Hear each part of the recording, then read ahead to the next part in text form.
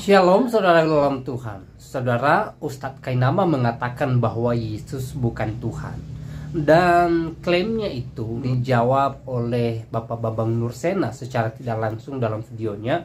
Dan dari penjelasan Bapak Bambang Nursena, kita boleh mengerti ternyata Ustadz Kainama tidak mengerti Alkitab sama sekali, bahkan tidak mengerti sejarah kekristenan. Nah, saudara dalam Tuhan, terlebih dahulu kita lihat videonya dan pastikan tekan tombol like, subscribe, share video ini supaya menjadi berkat bagi banyak orang. Mungkin ya, mutawatir. Itu nyata bahwa laki-laki itu, Jesus Christ itu, bukan Tuhan dan Juru Selamat. Dia adalah seorang laki-laki Muslim. Kristus itu manusia yang di anointing atau anointing apa bahasa itu bahasa gereja, bahasa Inggris tapi menjadi bahasa dasar gereja. Anointed, laki-laki yang diurapi. Diurapi itu artinya diangkat, disahkan, dibaiat, ditahbiskan untuk menjadi seorang laki-laki yang menjadi penyampai pesan Tuhan, penyampai pesan Allah. Ya, anointed, Kristus, Hamasiyaha, Al-Masihu. Al-Masihu itu artinya bukan juru selamat. Sampai detik ini saudaraku yang Kristen dan Katolik itu sudah banyak yang berdialog dengan saya, dan saya cuma pegang satu saja. Ketika engkau bilang Yesus itu Kristus, itu benar, itu tidak salah. Karena artinya engkau membenarkan bahwa Yesus itu Nabi. Yang pertama isinya adalah ketika Ustadz Tony menanyakan, Yesus itu Islam, kenapa berani bilang Islam? Karena dia pertama adalah, dia bukan Tuhan. Dia tidak pernah jadi Tuhan, dan dia tidak pernah dia jadi anak Tuhan. Tidak pernah. Khalifah pertama, saya pulang ke Indonesia lalu saya ditahbiskan. Diangkat, disahkan untuk menjadi pelayan di rumah Tuhan. Dan itu valid. Dan itu valid, silahkan dicek. Kalau memang tidak ada, ya masa bisa Anda bilang ada. Orang yang sudah jadi Islam kok. Come on, wake up. Barusan Kainama mengatakan bahwa Yesus bukan Tuhan. Apakah benar demikian? Mari kita mendengarkan penjelasan dari Bapak Bambang Nursena berikut ini. Kalau misalnya Jokowi tidak pernah, saya Presiden Indonesia, hormatlah kepada saya, kan nggak perlu. Orang sudah tahu kalau dia Jokowi, Presiden, ya tahu. Tuh, kalau dalam konteks kitab suci, pertanyaan itu bisa dibalik. Di mana di dalam ayat Alkitab pernah dikatakan, aku, kata Yesus, bukan Allah. Jangan sembah aku. Tidak ada. Tuhan itu mati. Ini kan pertanyaan yang sangat sering ya. Sebetulnya saya jawab gini bosan juga, tapi tidak apa-apa lah. Kita orang sabar lebih daripada para pahlawan. Kata Tuhan tadi kan sudah dikatakan, itu kan fungsional. Seperti kata Lord. Ya, tapi kalau Lord of Lord itu God. Lord itu Charles misalnya. Kalau Charles mati, yang mati itu apa Lordnya apa Charlesnya? Ya Charlesnya. Lord tidak bisa mati kan, Lord itu jabatan. Semisal misalnya Presiden Soekarno wafat. Yang wafat kan fisik Soekarnonya. Presiden kan itu jabatan, mana bisa jabatan wafat. Makanya dia yang dibunuh dalam keadaannya sebagai manusia. Bukan Tuhan itu dibunuh. Tuhan tidak bisa mati. Kalau di dalam kidung-kidung gereja ortodok ya, gereja timur itu ada ungkapan misalnya Kudusullah, Kudusul Qawi, Kudusul Lati la yamut irhamna.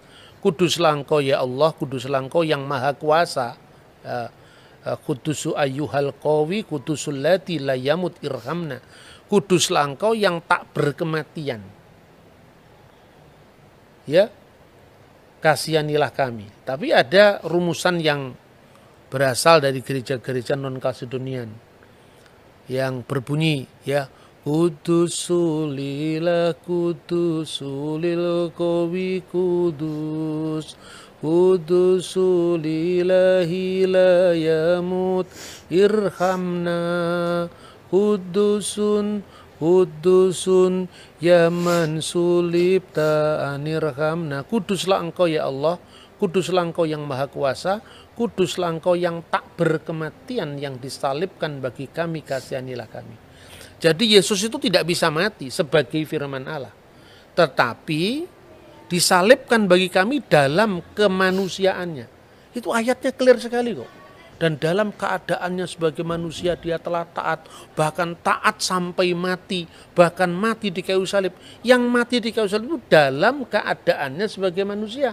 Diulang lagi, ini kan dari Filipi ya, Filipi pasal 2. Diulang lagi misalnya dalam 1 Petrus pasal 3 ayatnya 18. Dia yang dibunuh dalam keadaannya sebagai manusia. Jadi jangan GR, Tuhannya orang Kristen mati. Itu kan bukan seperti itulah. Maka beragama itu yang beradab lah. Menilai orang lain itu dalam presuposisi agama yang bersangkutan. Kalau agamanya pengkritik ini dikritik kan ya marah. Ya, maka janganlah suka membuat kesalahpahaman, memelihara kesalahpahaman, memelihara paham yang salah meskipun sudah dijelaskan. Agree in disagreement. Kita berbeda dalam, ya kita setuju dalam ketidaksetujuan. Kita memang berbeda, kita memang tidak sama, tapi kita bisa bersama-sama. Bahwa dalam setiap agama itu punya misi, punya dakwah, ya tidak usah dipersoalkan. Kalau di Kristen misalnya Rasul Paulus pernah mengatakan, celakalah saya kalau saya tidak memberitakan Injil. Celakalah aku apabila aku tidak memberitakan Injil. Kemudian apa harus dicelak? Wah, Kristen itu hati-hati. Itu agama yang suka mempengaruhi orang lain. Setiap agama kan mempengaruhi orang lain. Lihat dulu Nusantara ini Hindu-Buddha dengan kejayaannya Majapahit itu. Kemudian karena dakwahnya para wali, kemudian menjadi Islam. Nah sekarang kalau misalnya ada orang Islam menjadi Kristen, ya biarkan saja lah. Itu kan hak asasi manusia. Tidak perlu harus ada gerakan anti pemurtadan. Murtad dan tidak murtad tergantung dari pihak mana kita melihat kan. Marilah kita berspiritualitas yang berbhinneka tunggal ika. Berbeda-beda tetapi satu. Tidak usah usil dengan orang lain, apalagi itu orang yang agamanya sungguh berbeda dengan dia, tidak bisa dipahami menurut dia. Itu saya kira ya, semoga ini bisa mencerahkan. Pak, ini yang terakhir Pak. Ayat-ayat mana yang membuktikan atau menyebutkan bahwa Yesus itu adalah Tuhan? Ya tentu banyak sekali ya. Misalnya Kisah Rasul pasal 2 ayat 36. Karena Allah telah menjadikan Yesus yang kamu salibkan sebagai Tuhan dan Kristus. Tapi sekali lagi, ini kata Tuhan ini maknanya Lord loh. Nah, Adonai, tetap pemilik, pemelihara, ya, fungsional. Kalau itu perlu ditambahkan, jangan hanya mengatakan pertanyaan Yesus di mana disebut Tuhan, tapi di mana Yesus disebut Allah. Dalam Yohanes 1:1, Firman itu bersama-sama dengan Allah dan Firman itu adalah Allah. Firman itu adalah memra Allah, tapi sekaligus memra min khedem Allah. Firman yang itu adalah bersama-sama dengan Allah, min khedem Allah, sekaligus firman itu adalah Allah sendiri. Ya, terus terakhir barangkali ya, orang mengatakan, di mana Yesus pernah mengatakan, ya, akulah Allah, sembahlah aku. Ya, tidak ada ungkapan seperti itu. Tapi apakah berarti kalau misalnya Jokowi tidak pernah, saya presiden Indonesia, hormatlah kepada saya, kan nggak perlu. Orang sudah tahu kalau dia Jokowi, presiden, ya tahu. Tuh, kalau dalam konteks kitab suci, pertanyaan itu bisa dibalik. Di mana di dalam ayat Alkitab pernah dikatakan, aku, kata Yesus, bukan Allah. Jangan sembah aku. Tidak ada. Apa berarti mereka mau mengaku? Kalau gitu Yesus Allah, kan tidak seperti itu. Wong dia Islam kan tidak mungkin mengaku Yesus adalah Allah. Kita Kristen ya tidak mungkin mengakui Quran itu adalah firman Allah atau Muhammad adalah Rasulullah atau Nabi Allah. Setiap agama itu kafir terhadap agama lain. Tidak usah kita menstigmakan orang lain kafir, orang lain yang berbeda harus kita musuhi, tidak perlu. Karena apa? Kita ini sama-sama kafir sekaligus sama-sama beriman. Kita beriman kepada yang kita imani toh. Kita beriman pada Yesus. Tapi bagi orang Muslim kan nggak beriman pada Yesus, berarti kafir terhadap Yesus. Kan gitu kan? Kita percaya kepada Alkitab. Yang lain nggak percaya kepada Alkitab. Kamu kafir terhadap Alkitab, tapi kamu beriman pada Vedamu. Kamu beriman pada Tipitakamu, kan gitu kan? Jadi itulah etika kita dalam berbangsa dan bernegara. Tidak boleh kita memaksakan ruang privat kita ke ruang publik, kemudian orang lain harus sama dengan kita dan diukur dari kita. Tidak bisa itu. Demikian saya kira. Baik. Wah, semakin lama semakin menarik. Oke, demikianlah bincang-bincang kita mengenai ketuhanan daripada Yesus Kristus.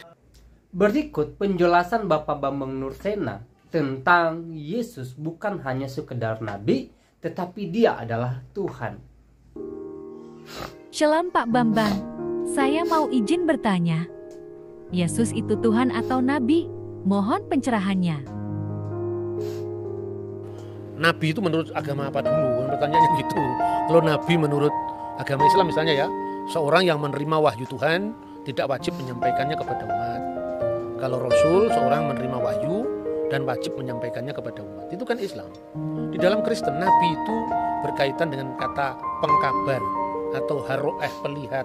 Jadi nabi itu sesuatu yang memiliki nubuat untuk masa depan yang belum terjadi. Makanya disebut dalam bahasa Yunani prophetes. Jadi dalam iman Yahudi dan iman Kristen definisinya beda. Nah, makanya Yesus itu hanya nabi. Kenapa disebut Tuhan? Pertanyaan harus diurai dulu makna nabi itu apa, gitu. Tidak boleh kita kemudian memaksakan definisi kita kepada orang lain. Nah, ketika saudara Muslim mengatakan bahwa Isa itu Rasulullah, Musa itu Rasulullah, tiba-tiba lihat Paulus Rasul, ini Rasul palsu ini. Istilahnya sama tapi pemaknaannya beda. Dalam ajaran Yahudi dan Kristen itu Musa tidak pernah disebut Rasul, tetapi Nabi. Gitu. Abraham disebut Nabi, tetapi tidak pernah disebut Rasul. Rasul itu bahasa Ibrani saliyah, bahasa Aramnya salika, artinya utusan, kongregasi. Dan Yesus disebut Rasul juga dalam Ibrani pasal 3 ayat 1. Tapi maknanya Rasul di situ adalah utusan Tuhan dalam sakramen penebusan dosa. Seperti imam besar dulu adalah utusan Tuhan yang mewakili 12 suku Israel. Diasisteni oleh 70 tua-tua kan itu kan. Maka pola ini persis diteruskan oleh perjanjian baru. Yesus adalah imam besar perjanjian baru, makanya disebut Rasul, mewakili 12 suku sekarang dirohanikan. 12 suku itu sekarang adalah gereja, ya, 70 murid tapi bilangannya tetap sama, ada imam besar, ada 12 murid, ada 70 murid. Itu kan gambaran Yudaisme tentang imam besar yang menjadi utusan mewakili 12 suku, biasanya imam Lewi kan. Kemudian ada 70 tua-tua, ya, itu yang tercatat di sana. Itu jadi Yesus itu nabi juga, tapi nabi dalam makna yang berbeda dengan nabi Islam gitu loh. Dan nabi tidak dipertentangkan dengan ketuhanannya. Karena jabatan imam besar itu ada jabatan Mesias atau sang Mesias itu imam, nabi, raja. Ini. Jadi Mesias itu raja, Mesias itu nabi, Mesias itu imam dalam iman kita. Kalau soal Tuhan, kita kalau menyanyi dalam di gereja-gereja karismatik, gereja-gereja Pentakosta itu kan Yesus Tuhan dan Allah kami itu kan. Jadi dalam hal ini Yesus adalah God sekaligus Lord. Saksi Yehova percaya Yesus itu Lord, Tuhan, tapi nggak percaya Yesus itu God. Karena apa? Dia masih rancu dalam memahami Yohanes pasal 1 ayat 1. Jadi Yesus disebut Allah itu bukan kemanusiaannya itu adalah Allah, tidak. Tapi praeksistensi. Sebelum firman menjadi daging, firman itu sudah ada dan firman itu adalah Allah.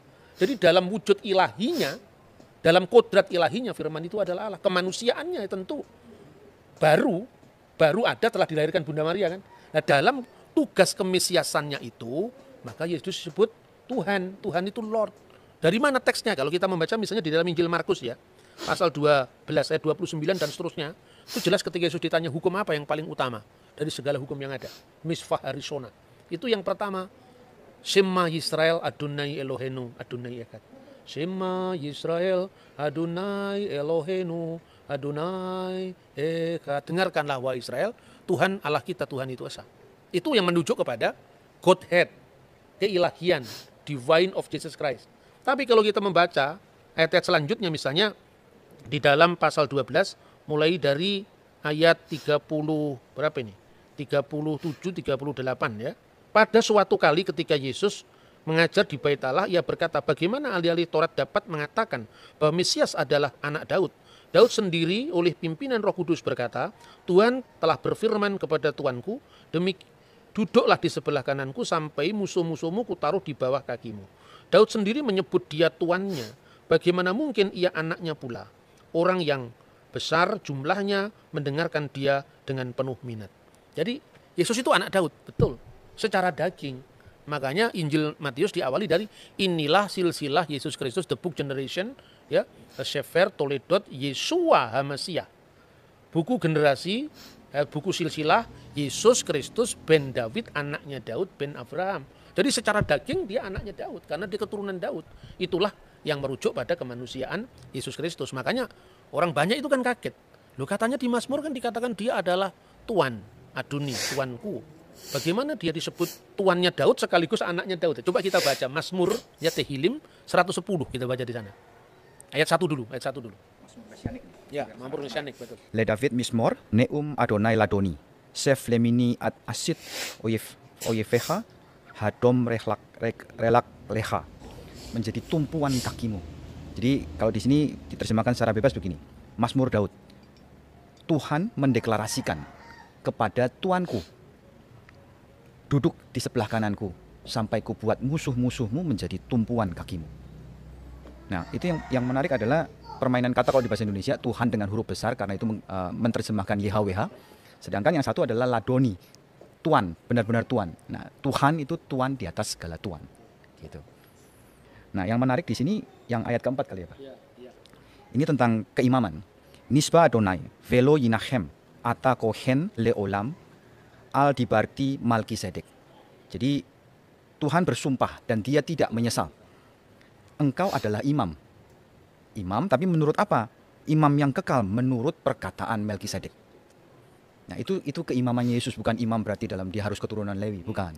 Tapi dia adalah imam menurut Melkisedek. Makanya tadi disebut ada 3 matra atau 3 aspek dalam gelar Mesias, yaitu raja pertama ya. Makanya disebutkan di situ firman Tuhan, Neum Hashem Ladoni, kepada Tuanku.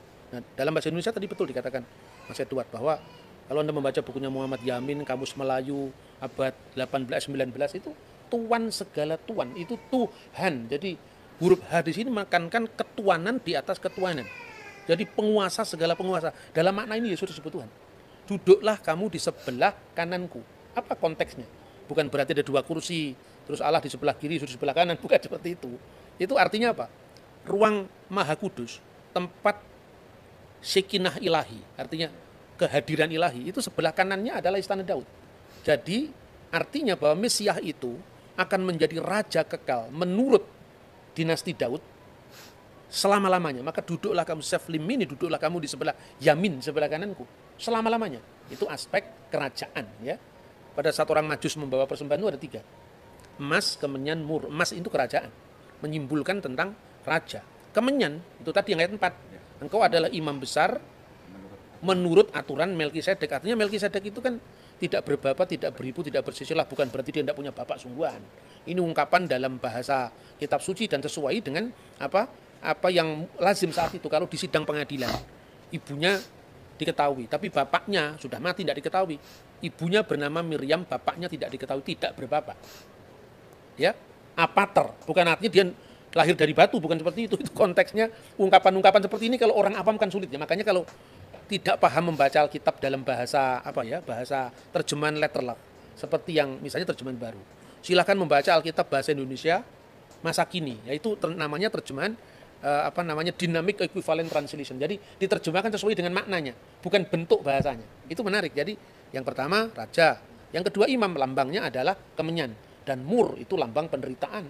Sekaligus juga bahan wangi-wangian kan mur itu. Jadi maka ketika Yesus itu diminyaki dengan minyak wangi dan mur, itu melambangkan via dulurusannya.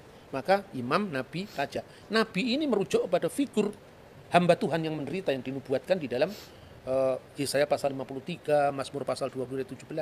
Jadi artinya kita tidak boleh menilai agama orang itu dari sudut pandang kita, tidak akan pernah bisa ketemu. Ini kan musimnya debat sekarang ya. Kalau musim durian itu lebih enak. Habis makan durian, makan manggis. Kalau musim debat begini, orang menang-menangan tidak tahu metodenya, bagaimana berbicara tentang agama lain ya. Kalau nanti nggak cocok terus merasa kalah, pembunuhan karakter, nyerang pribadi, itu bukan Indonesia itu. Indonesia tidak seperti itu. Jauh sebelum bangsa lain itu punya kesadaran tentang multikulturalisme, kita sudah punya Bhinneka Tunggal Ika. Jadi kira-kira seperti Kristus itu adalah jabatan. Kristus itu adalah gelar. Sedangkan firman itu bukan gelar. Nah, Firman itu adalah identitas Yesus. Kenapa?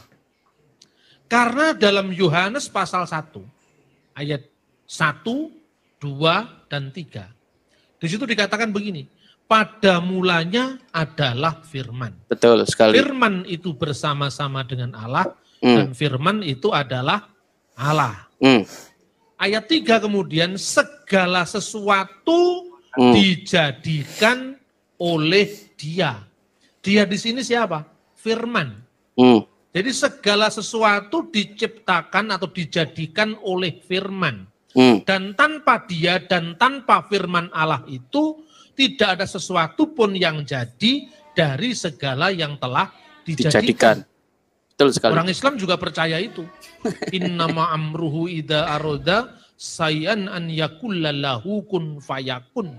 Sesungguhnya apabila Allah itu menghendaki sesuatu, Dia hanya berfirman, jadi maka jadilah.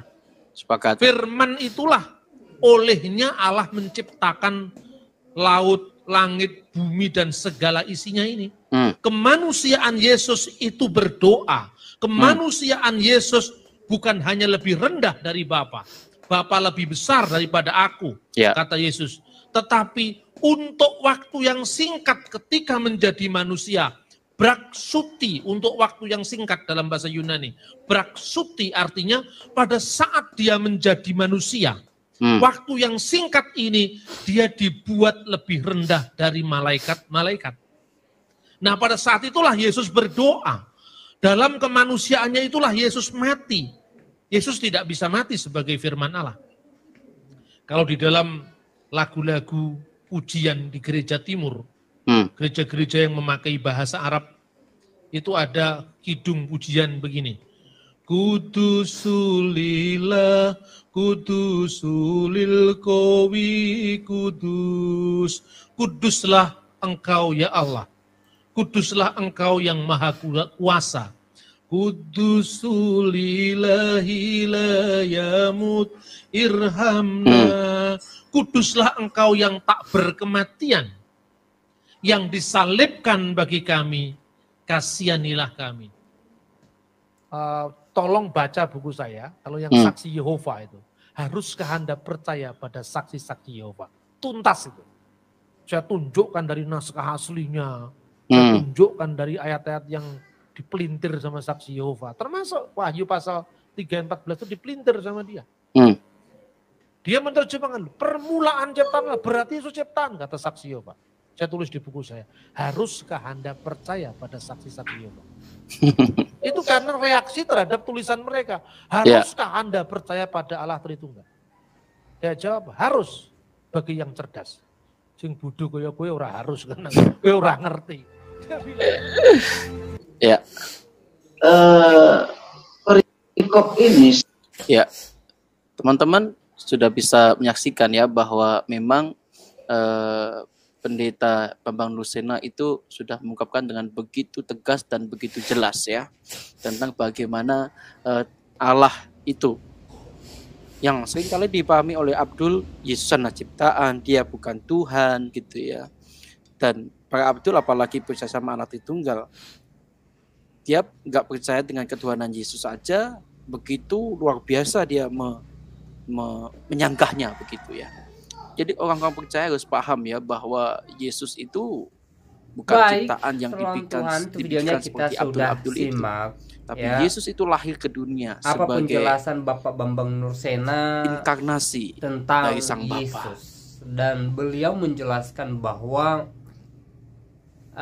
Yesus adalah Tuhan ya, bukan hanya sekedar manusia, bukan hanya sekedar nabi, tetapi terbukti bahwa Yesus adalah Tuhan. Jadi klaim kosong dari Ustadz Kainama tadi ya terjawab tuntas dengan penjelasan Bapak Bambang Nursena, dan kita semakin diyakinkan bahwa Yesus adalah Tuhan ya. Dan sebenarnya kalau kita membaca Alkitab ya, itu sudah sangat jelas tertulis di sana bahwa Yesus adalah Tuhan. Dia adalah yang datang, yang dinubuatkan oleh para nabi. Dan ketika Yesus datang ke dunia ini juga, dia memang menunjukkan dirinya sebagai Allah yang berkuasa. Ya. Jadi sudah sering saya sampaikan di video saya sebelumnya. Ya, saya sudah sering sampaikan ayat-ayatnya di mana Yesus mengatakan dia Tuhan, di mana Yesus menyatakan atau menyetarakan dirinya dengan Allah, ya. Bagaimana Yesus mengatakan dia adalah pemilik sorga dan lain sebagainya, ya. Jadi apa yang disampaikan oleh Ustadz Kainama tadi merupakan klaim kosong semata, ya. Klaim kosong yang tidak punya dalil, tidak punya dasar. Jadi Kainama mengatakan bahwa Yesus bukan Tuhan, ya, itu karena dia tidak mengerti Alkitab, bahkan dia tidak mengerti sejarah kekristenan, ya. Dan Kainama juga tidak mampu menafsirkan Alkitab dengan baik, ya, sehingga dengan asumsinya dia mengatakan bahwa Yesus bukan Tuhan, hanya nabi, hanya manusia biasa, ya. Jadi saudaraku dalam Tuhan, setelah saudara menonton cuplikan video tadi, penjelasan siapa yang lebih saudari percayai, apakah penjelasan Kainama atau penjelasan Bapak Bambang Nursena? Silahkan tulis tanggapan saudara di kolom komentar. Tuliskan tanggapan yang baik, yang positif, terutama tanggapan yang memuji, memuliakan nama Tuhan di atas kerajaan sorga, ya. Nah, saudara dalam Tuhan, saya tidak terlalu panjang lebar menyampaikan pesan melalui video ini. Semoga video singkat ini memberkati kita, menguatkan iman kita, dan kiranya Tuhan Yesus Kristus memberkati kita sekalian. Shalom.